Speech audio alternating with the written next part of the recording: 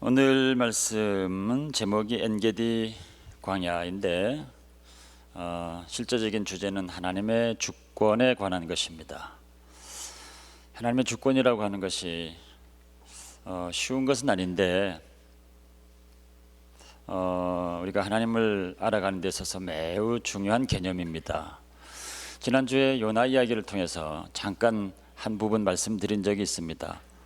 요나에게 닥쳤던 풍랑이나 또 깊은 물고기 뱃속이나 거기에 대해서 하나님께서 그것은 요나를 위해서 예비하신 것이었다 이런 표현을 하셨거든요.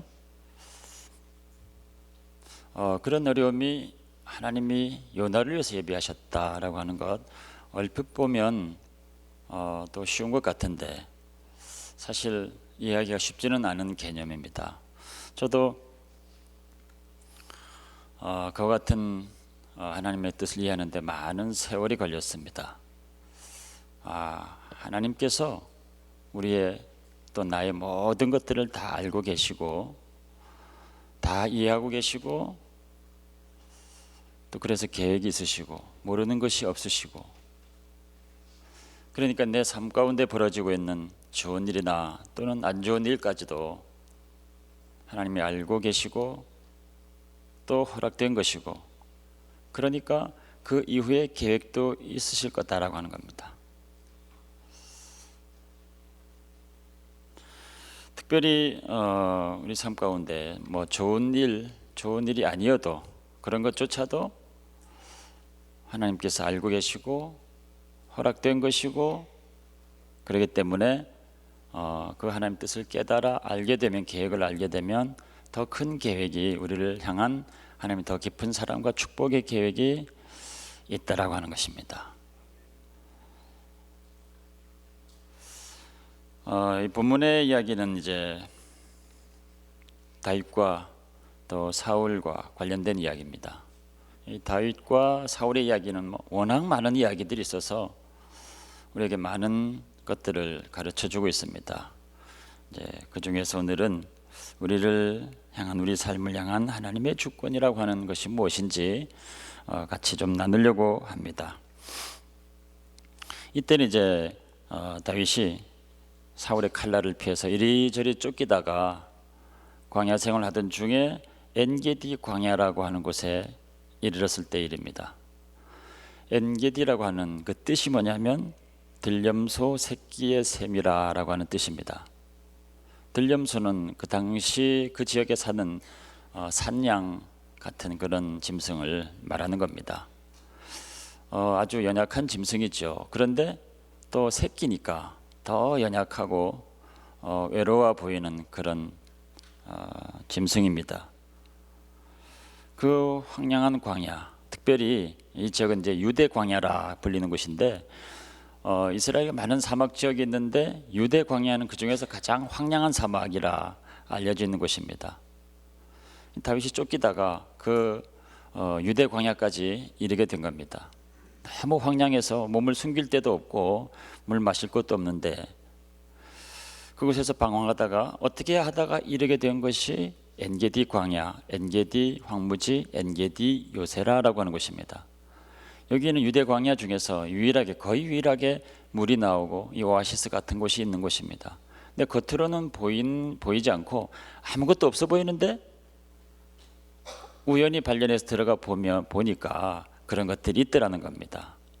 아무것도 없어 보이는 이 유대 광야.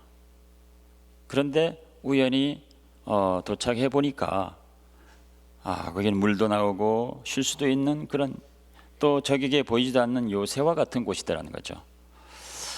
그래서 하나님께서는 나를 위해서, 이 지친 나의 삶을 위해서 예비한 곳이었구나, 예비한 곳이구나. 다윗이 그렇게 깨닫고 그곳에서 이제 몸을 피하게 됩니다. 한숨을 돌리긴 했는데 그곳에서 몰려오는 생각들을 정리해 보니까 이 정리가 안 되는 겁니다. 왜냐하면 뭐가 자기가 잘못했거나 또 무슨 죄를 저질렀거나 뭐 그런 일 때문에 그리로 몰려왔다면 그것 때문에 그렇겠구나 생각도 할 수 있겠지만 영문을 모르는 상황 가운데 이리저리 쫓겨다니다가 그 유대 광야까지 오게 된 겁니다. 또 열심히 이스라엘을 위해서 싸우고 골리앗을 물리치고 전공도 세우고 또 사울 왕을 위해서 충성도 다하고 최선을 다해서 신앙생활을 열심히 하던 중에 벌어진 일입니다. 갑자기 자기 삶 가운데 그런 일이 닥친 겁니다. 모든 일들을 열심히 잘 감당했는데 결과적으로는 어려운 일들만 생기게 되는 이제 이런 상황 가운데 오게 됐는데, 자기를 끝까지 죽이겠다고 쫓아오는 이 사울, 한순간도 쉴 틈을 주지 않는 이 사울 생각하니까 너무 또 분한 거죠. 사울이 정말 이 다윗에게 못할 짓을 많이 했습니다. 그러고도 이렇게 죽이려고 쫓아오니 생각할수록 마음 가운데 섭섭함과 분노와 이런 것들이 막 올라오는 거죠. 환경은 이 광야 가운데 있으니까 환경으로도 너무 고통스럽고, 또 사람을 생각하니까 또 이 마음의 분노가 끓어오르는 이런 상황 가운데 있는 겁니다. 근데 다윗은 정말 믿음 있는 사람이니까 그 가운데서 그런 환경과 사람에 매이지 않고 그 가운데서 하나님을 바라보려고 믿음을 가지고 하나님을 의지하고 하나님을 바라봅니다. 특별히 엔게디 황무지, 엔게디 광야 그 요새에서,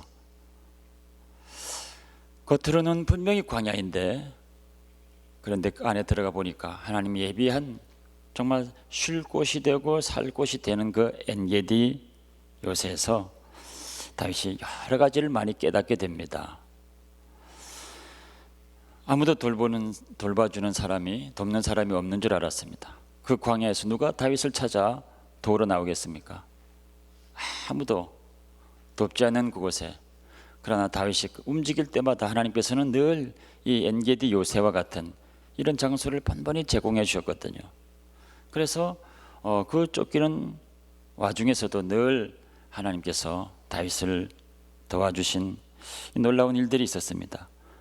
이곳에서도 하나님이 나의 도움이 되시는구나. 사람이 아무도 없는 곳에서도 하나님만이 나의 도움이 되시는구나. 그곳에서 이제 배우게 되고 깨닫게 되는 거죠. 그리고 사울과 함께 있을 때, 또 그 궁궐에 있을 때는 많은 사람들의 칭찬이 있었고, 물론 사울의 시기와 질투도 있었지만 많은 사람들이 다윗을 높였습니다. 사울이 죽인 사람들은 천천히요, 다윗이 죽인 자들은 만만이로다.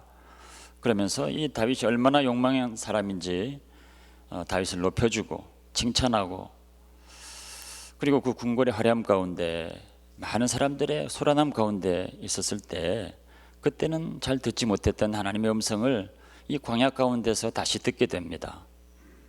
옛날 어릴 적에 베들레헴 들판에서 양을 치면서 하나님을 찬양하고 그러던 중에 들었던 걸, 하나님의 음성을 다시 광야, 이 엔게디 광야, 아무도 없는 이곳에서 다시 그 음성을 듣게 됩니다.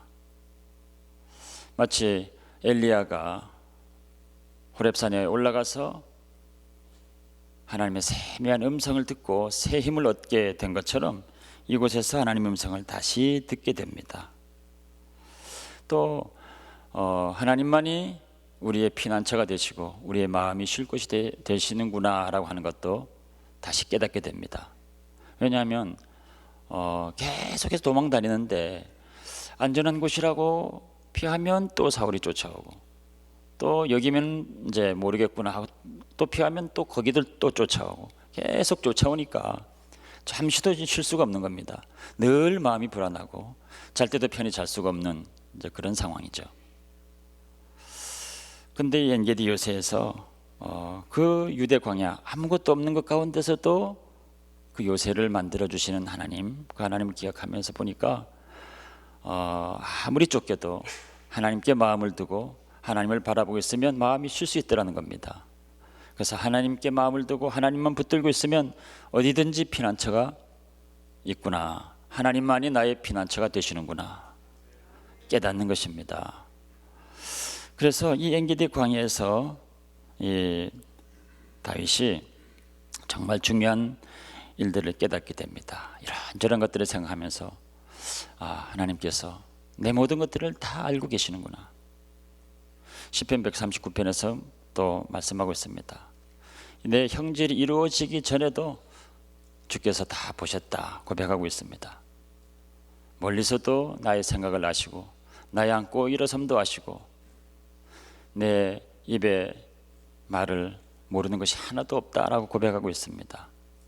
하나님이 내 머리털 하나도 다 세신 바 되셨다 깨닫고 있는 겁니다. 하나님이 모든 내 안에 있는 모든 생각과 내 모든 관심과 마음 그런 것들을 다 아신다면 내 삶 가운데 벌어지는 일들조차도 다 아실 거다. 지금 벌어지고 있는 어려움조차도 아실 거다. 모든 것들을 다 알고 계신다면 하나님께서 모든 것들을 허락하신 것이구나. 하나님께서 모든 것들을 다 허락하신 것이라면 그 하나님의 계획을 의지하고 하나님을 붙들고 하나님께 나갈 때 하나님께서 더 큰 이후의 계획도 나에게 알려주시겠구나.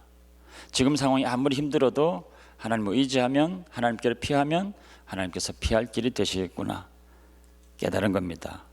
그렇게 하나님 내 인생의 모든 일들을 다 알고 계시고 다 주관하고 계시고 좋은 일이든 좋지 않은 일이든 모든 것들을 다 알고 계시고 허락하고 계시고 그래서 그 이후에 더 큰 계획이 그것들로 말미암아 있게 될 거라고 하는 것, 그것을 알게 되는 것이 하나님의 주권을 깨닫는 것입니다.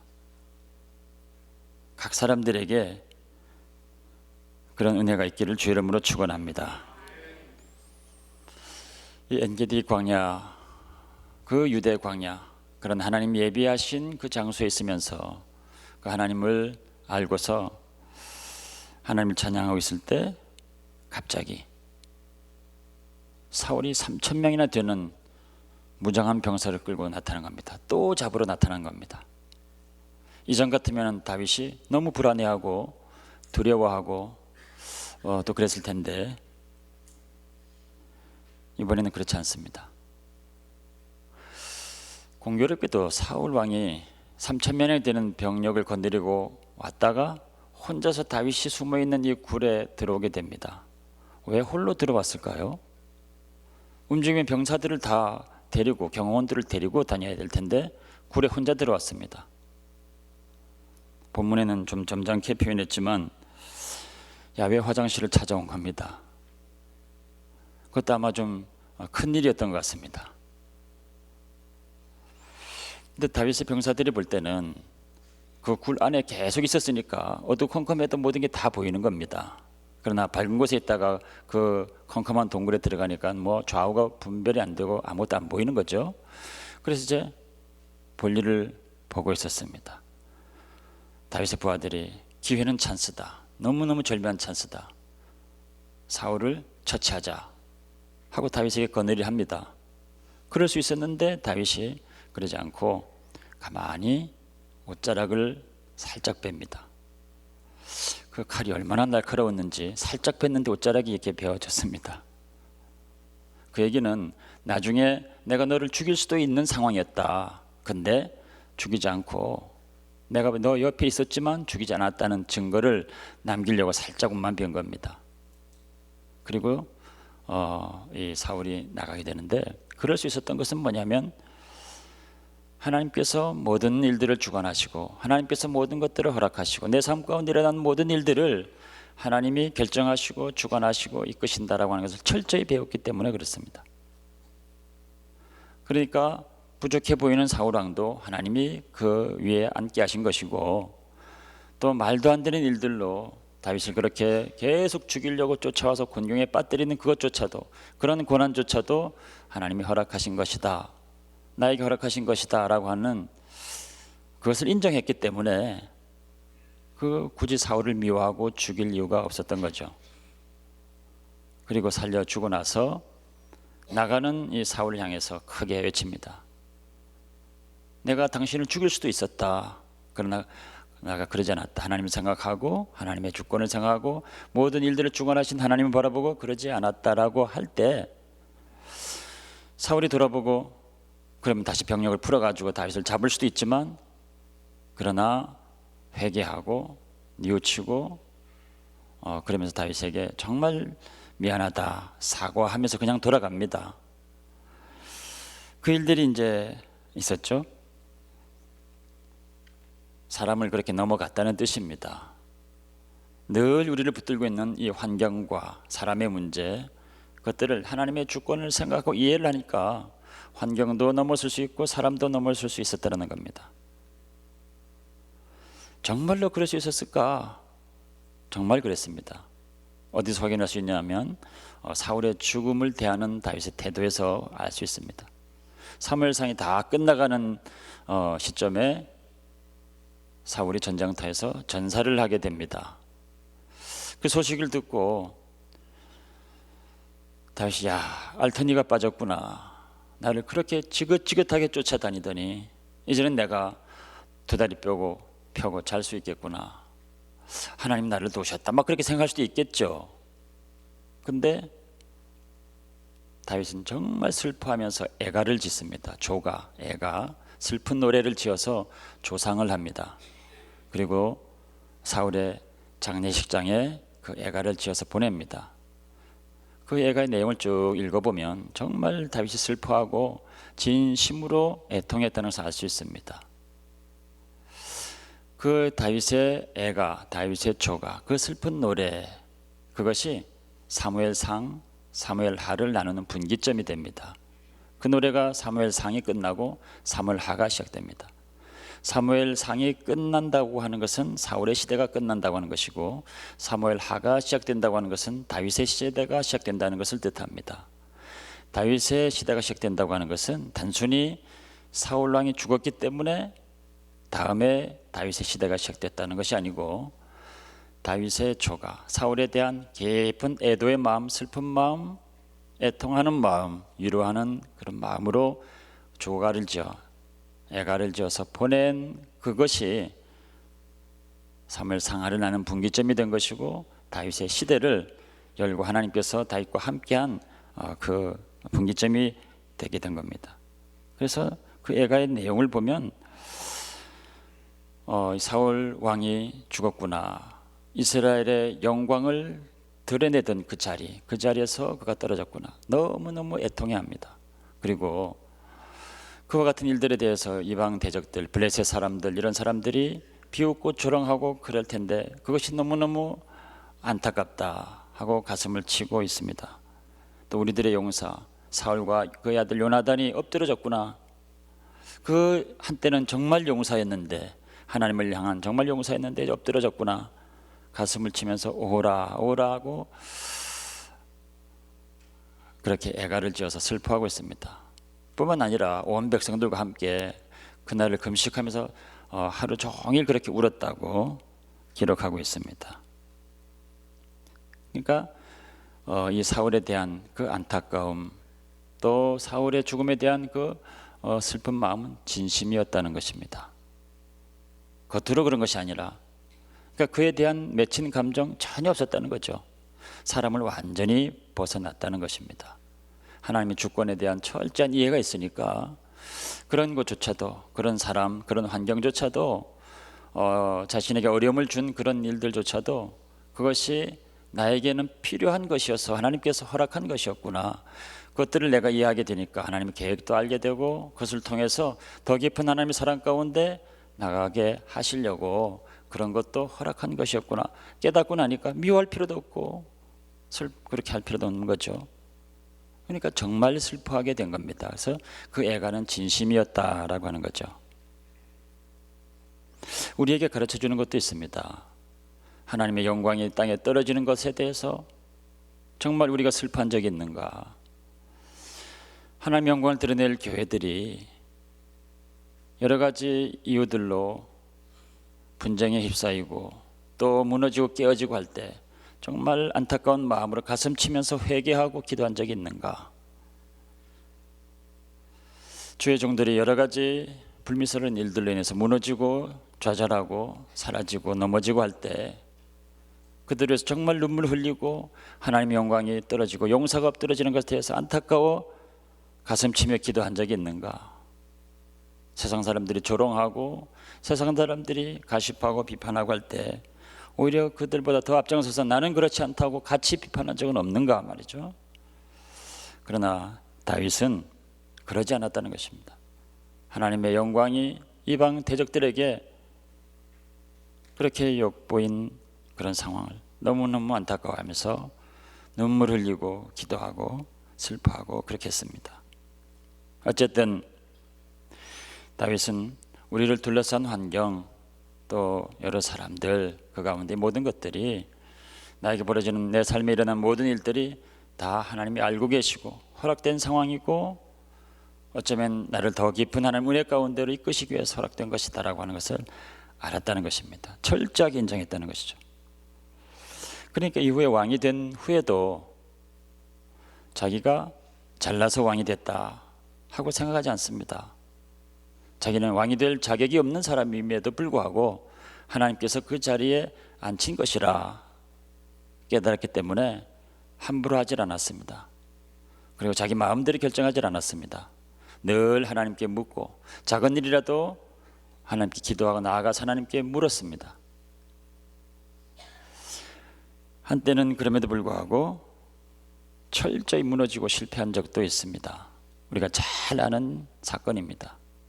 그럴 때에도 하나님께서 그 모든 일들을 다 알고 계셨다고 하는 것을 알기 때문에 철저하게 회개하고 하나님께로 돌아갑니다. 그리고 다시 자기의 자리로 돌아가게 됩니다.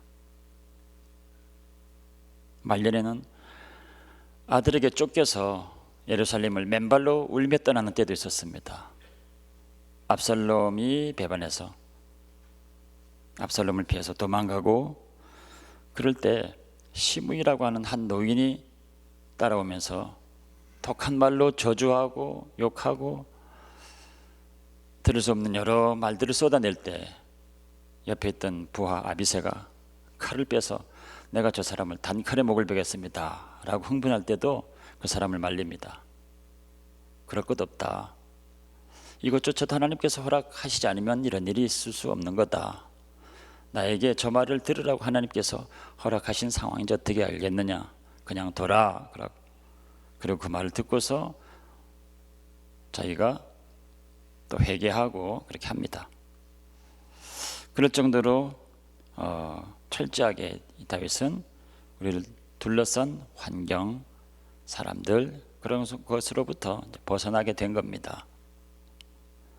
하나님께서 모든 것들을 알고 계시고 모든 상황은 하나님이 허락하신 것이고, 그래서 그렇게 하나님의 주권이 있다라고 하는 것을 우리가 인정하고 그것으로 내 인생을 돌아보고 해석하게 되면, 그러면 더 이상 지나간 사람이나 환경에 매이지 않게 되는 것입니다. 그리고 앞으로도 하나님께서 그것을 통해서 나에게 더 큰 사랑과 은혜를 열어주실 것이라고 하는 확신이 생기게 되는 거죠.